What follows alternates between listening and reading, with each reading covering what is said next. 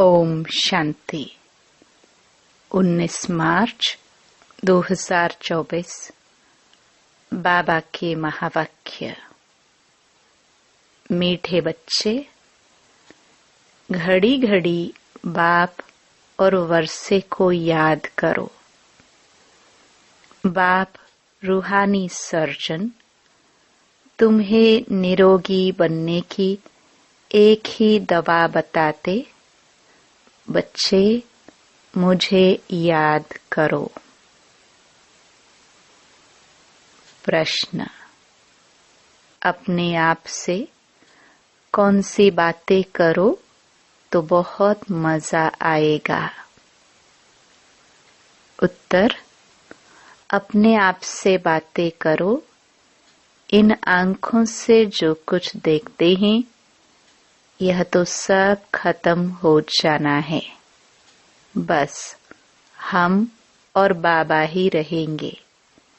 मीठा बाबा हमको स्वर्ग का मालिक बना देते हैं। ऐसी ऐसी बातें करो। एकांत में चले जाओ तो बहुत मजा आएगा। ओम शांति। परम पिता शिव भगवान वाच।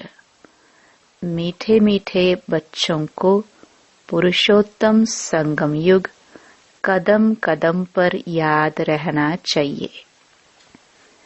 यह भी तुम बच्चे ही जानते हो, सो भी नंबरवार पुरुषार्थ अनुसार। यह बुद्धि में याद रहे, हम अभी पुरुषोत्तम संगम युग पर पुरुषोत्तम बन रहे हैं। और यह जो रावण का पिंजड़ा है, उनसे बाबा हमको छुटकारा दिलाने आया है। जैसे कोई पंछी को पिंजड़े से निकाला जाता है तो वह बहुत खुश होकर उड़कर सुख पाते हैं। तुम बच्चे भी जानते हो, यह रावण का पिंजड़ा है। अनेक प्रकार के दुख ही दुख हैं। अब बाप आए हैं इस पिंजड़े से निकालने के लिए। है तो मनुष्य ही। शास्त्रों में लिख दिया है, देवताओं और असुरों की लड़ाई लगी, फिर देवताओं ने जीता। अब लड़ाई की तो बात ही नहीं। तुम अभी असुर से देवता बन रहे हो। आसुरी रावण अर्थात 5 विकारों पर तुम जीत पाते हो, न कि रावण संप्रदाय पर। 5 विकारों को ही रावण कहा जाता है। बाकी किसको जलाने आदि की बात नहीं है। तुम बच्चे बड़े खुश होते हो। अभी हम ऐसी दुनिया में जा रहे हैं जहाँ न गर्मी है न सर्दी, सदैव बसंत ऋतु ही रहती है। सतयुग स्वर्ग की बसंत ऋतु अब आती है। यह बसंत ऋतु तो थोड़े समय के लिए आती है। वह बसंत ऋतु तो तुम्हारे लिए आधा कल्प के लिए आती है। वहाँ गर्मी आदि होती नहीं है। गर्मी से भी मनुष्यों को दुख होता है, मर पड़ते हैं। इन सभी दुखों की बातों से छूटने के लिए हमको अविनाशी सर्जन बहुत सहज दवाई देते हैं। उस सर्जन के पास जाएंगे तो अनेक दवाइयाँ आदि याद आएंगी। यहाँ इस सर्जन के पास तो कोई दवाई नहीं। उनको सिर्फ याद करने से सब रोग छूट जाते हैं और दवाई आदि कुछ भी नहीं है। बच्चे कहते थे, आज सेमिनार करेंगे, चार्ट कैसे लिखना चाहिए, बाबा को कैसे याद करना चाहिए, इस पर सेमिनार करेंगे। अब बाप तो तकलीफ नहीं देते हैं कि बैठकर लिखो, कागज खराब करो, जरूरत ही नहीं रहती।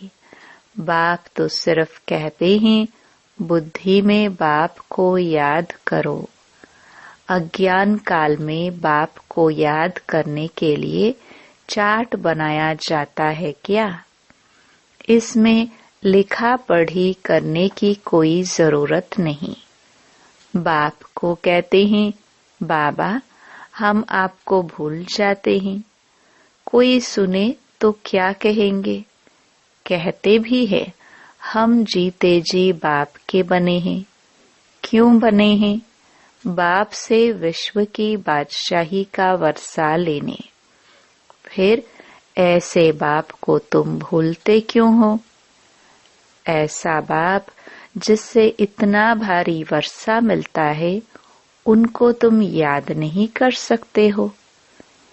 इतना बार तुमने वर्षा लिया है, फिर भी भूल जाते हो। बाप से वर्षा लेना है तो याद भी करना है, दैवी गुण भी धारण करने हैं। लिखना क्या है? यह तो हर एक अपनी दिल से पूछे। नारद का भी मिसाल है। खुद कहते हैं बड़ा भक्त था। तुम भी जानते हो जन्म जन्मांतर के हम पुराने भक्त हैं। हम मीठे बाप को याद कर कितना खुश होते हैं। जो जितना याद करते हैं वही लक्ष्मी नारायण को वरने लायक बनेंगे। कोई गरीब का बच्चा जाकर साहूकार की गोद लेता है तो कितना खुश होता है। बाप को और प्रॉपर्टी को ही याद करते हैं। यहाँ तो बहुत हैं जिनको बेहद के बाप का बच्चा बन राजाई लेने का भी अकल नहीं आता है। वंडरफुल बात है। जो बाप स्वर्ग का मालिक बनाते हैं उनको याद नहीं कर सकते हैं। बाप बच्चों को अडॉप्ट करते हैं। ऐसे बाप को याद न करना यह तो वंडरफुल बात है। घड़ी घड़ी बाप और प्रॉपर्टी याद आनी चाहिए। बाप कहते हैं मीठे मीठे सिखिलदे बच्चों, तुमने बुलाया ही है अडॉप्ट करने के लिए। बाप को बुलाया जाता है ना। बाप ही स्वर्ग की स्थापना करते हैं, स्वर्ग का वर्षा देते हैं। तुम पुकारते भी हो बाबा हम पतितों को आकर गोद में लो। आप ही कहते हो हम पतित कंगाल छीछी वर्थ नॉट अ पेनी है। बेहद के बाप को तुम भक्ति मार्ग में पुकारते रहते हो। अब बाप कहते हैं भक्ति मार्ग में भी तुमको इतना दुख नहीं था। अभी मनुष्यों को कितना दुख है। बाप आया है तो जरूर विनाश का भी समय होगा। तुम जानते हो इस लड़ाई के बाद फिर कितने जन्म कितने वर्ष लड़ाई का नाम ही नहीं रहेगा। कभी लड़ाई लगेगी नहीं, न कोई दुख रोग आदि का नाम होगा। अभी तो कितने ढेर बीमारियां हैं। बाप कहते हैं मीठे बच्चों हम तुमको सभी दुखों से छुड़ा देंगे। तुम याद ही करते हो हे भगवान आकर दुख हरो, सुख शांति दो। यह दो चीजें हर एक मांगते हैं। यहाँ है अशांति। शांति के लिए जो राय देते हैं उन्हों को प्राइज मिलती रहती है। विचारों को मालूम ही नहीं कि शांति किसको कहा जाता है। शांति तो मीठे बाप के सिवाय और कोई द्वारा मिल न सके। कितनी तुम मेहनत करते हो, समझाने की, फिर भी समझते ही नहीं। तुम गवर्नमेंट को भी लिख सकते हो, मुफ्त क्यों पैसे बर्बाद करते हो। शांति का सागर तो एक ही बाप है, वही विश्व में शांति स्थापन करते हैं। गवर्नमेंट के हेड्स को अच्छे अच्छे कागज पर रॉयल्टी से चिट्ठी लिखनी चाहिए। कोई अच्छा कागज देखकर समझते हैं कि शायद यह किसी बड़े आदमी की चिट्ठी है। बोलो, विश्व में शांति जो तुम कहते हो आगे कब हुई है, जो फिर उस प्रकार मिले? जरूर कभी मिली होगी। तुमको मालूम है, तुम तिथि तारीख सब लिख सकते हो।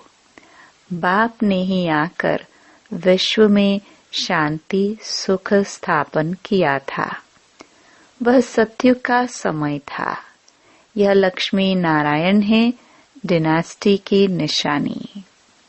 ब्रह्मा और तुम ब्राह्मणों के पाठ का किसको पता नहीं है। मुख्य पाठ तो ब्रह्मा का है ना। वही रथ बनते हैं, जिस रथ द्वारा बाप इतना कार्य करते हैं। नाम ही है पद्मा पदम भाग्यशाली रथ। विचार करो कैसे किसको समझाए। मनुष्यों को कितना नशा है। अब तुमको बाप का ही परिचय देना है। ज्ञान तो है ही, सिर्फ ज्ञान सागर बाप के पास। वह जब आए तब आकर दे, तब तक ज्ञान तो कोई दे न सके। भक्ति तो सब भक्त करते ही रहते हैं। ज्ञान एक ही बाप देते हैं। ज्ञान का स्थायी पुस्तक कोई बनता नहीं। ज्ञान तो कानून से ही सुनना होता है। यह किताब आदि जो तुम रखते हो, यह सब टेम्पररी है।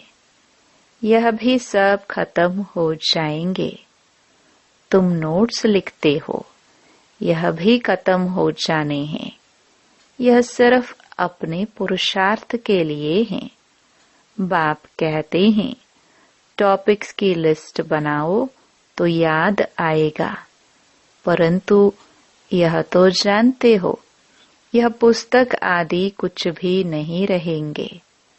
तुम्हारी बुद्धि में सिर्फ याद ही चल पड़ेगी। आत्मा बिल्कुल बाप जैसी भरपूर हो जाती है। बाकी जो भी पुरानी चीजें इन आंखों से देखते हो, वह भी खत्म हो जाएंगी। पिछाड़ी में कुछ भी रहना नहीं है। बाप अविनाशी सर्जन है। आत्मा भी अविनाशी है।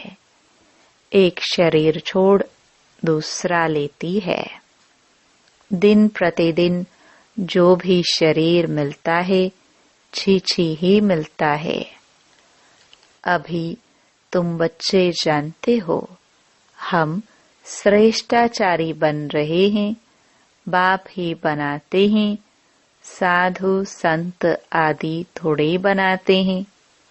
बाप तुमको श्रेष्ठाचारी बनाते हैं। बाबा कहते, मीठे बच्चे, मैं तुम्हें अपने नैनों पर बिठाकर ले जाऊंगा। आत्मा भी यहाँ नैनों पर बैठती है। बाप कहते हैं, हे आत्माएं, तुम सबको निहाल कर ले जाऊंगा। बाकी थोड़ा समय है। अब मेहनत करो। अपनी दिल से पूछो, मैं स्वीट बाबा को कितना याद करता हूँ। हीर रंजा का विकार के लिए लव नहीं था, शारीरिक प्यार था। याद करते थे और सामने आ जाता था। दोनों आपस में मिल जाते थे। बाप कहते हैं, तुम भी ऐसे बनो। वह है एक जन्म के आशुक माशुक, तुम हो जन्म जन्मांतर के। यह बातें इस समय ही होती हैं। आशिक माशुक का अक्षर भी स्वर्ग में नहीं है, वह भी पवित्र रहते हैं। मनसा में ही ख्याल आते हैं, सामने देखा और खुश हुए। तुम बच्चों को देखने की तो कोई चीज नहीं।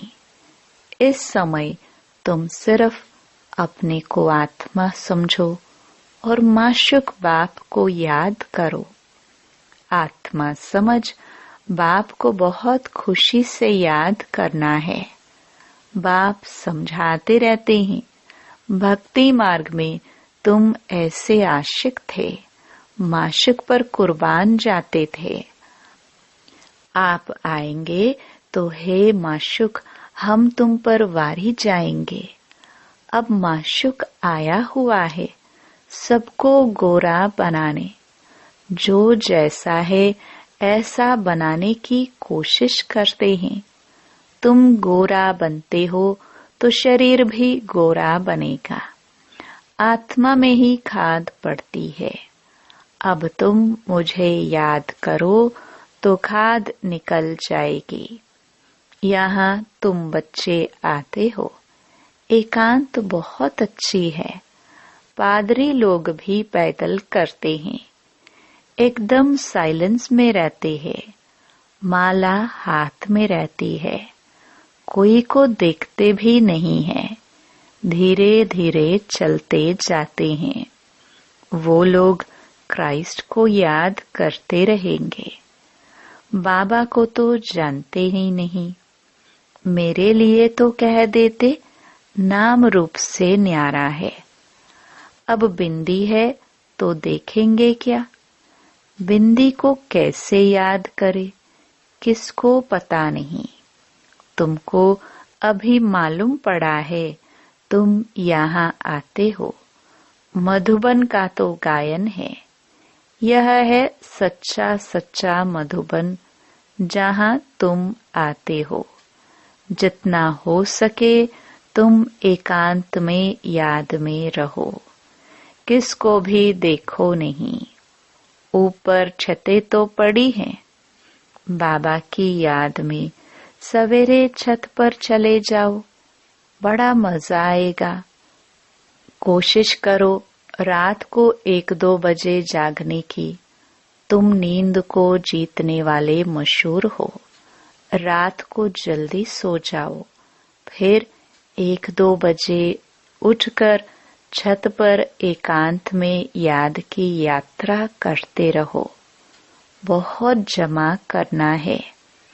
बाप को याद करते बाप की महिमा करने लग जाओ। आपस में भी यही राय करते रहो।